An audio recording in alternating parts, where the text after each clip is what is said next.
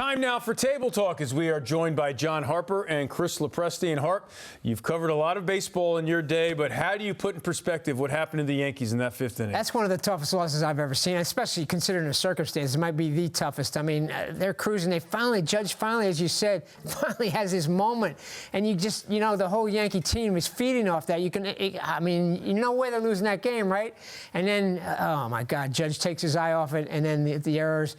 And then you sort of feel bad for Cole, but if he just covers first, he's out of the inning, still 5-0. So, I mean, it's really hard to believe. But, in a sense, this is who the Yankees were all year, making mistakes like this. Not necessarily these kind of errors, but little mistakes that added up and finally cost him. You got to give Cole credit. He did fight through it and continue pitching into the seventh inning.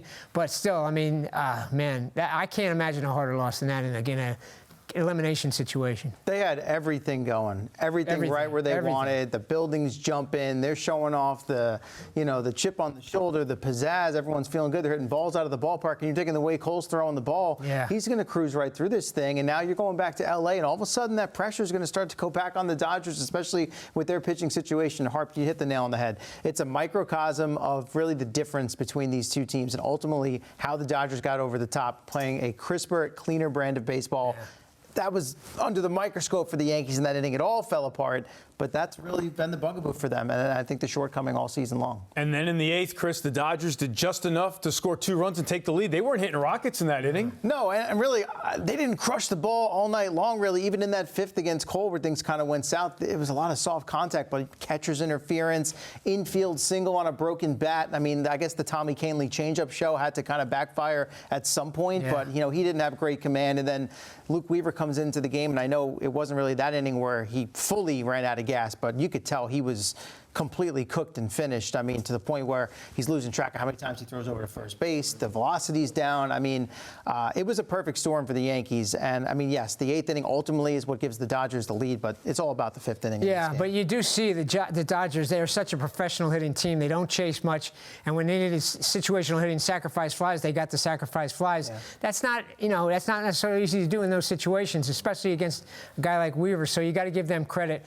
But, I mean, this will be forever remembered for that fifth inning, obviously. Yeah. All right, as you guys have just pointed out, the miscues in the fifth is what the Yankees and their fans will remember all winter long. But, Harp, another recurring issue for this team, all the home runs were great. 1 for 10 with runners in scoring position in this one. Yeah, listen, that was an issue, too, for this team. Judge got him here with the power, and he didn't hit, and then finally he hits. That's what's so kind of ironic about it. He was getting hot. He had better swings than the game before. But, yeah, they got to figure this out a little bit. I mean, it's the same old situation here. You can't rely on this power all the time. You got to have better situational hitting. I don't know what kind of changes they'll make. I'm sure there's going to be a lot of changes with this team. At least I would think so. But they got to figure this out because it can't all just be trying to hit home runs. It's been that way for a while now, to your point. I mean, the home runs are great, but, I mean, their postseason shortcomings usually come down to the offense and not coming up in a big spot when they need to move a runner or score a run from third with less than 2 outs, even with an out sacrifice fly, like you said. I mean, Walker Buehler comes in on one day, and he looked good. I'm not taking it away from him, but, I mean, just those at-bats in the ninth, pretty anemic, swing and miss on the last 2, just not enough. All right, Hart, pretty quickly here. In 81, they blew a 2-0 lead. Obviously, they've lost World Series since then, but it took them a while to bounce back from that loss. What kind of a hangover effect are you expecting from this World Series loss?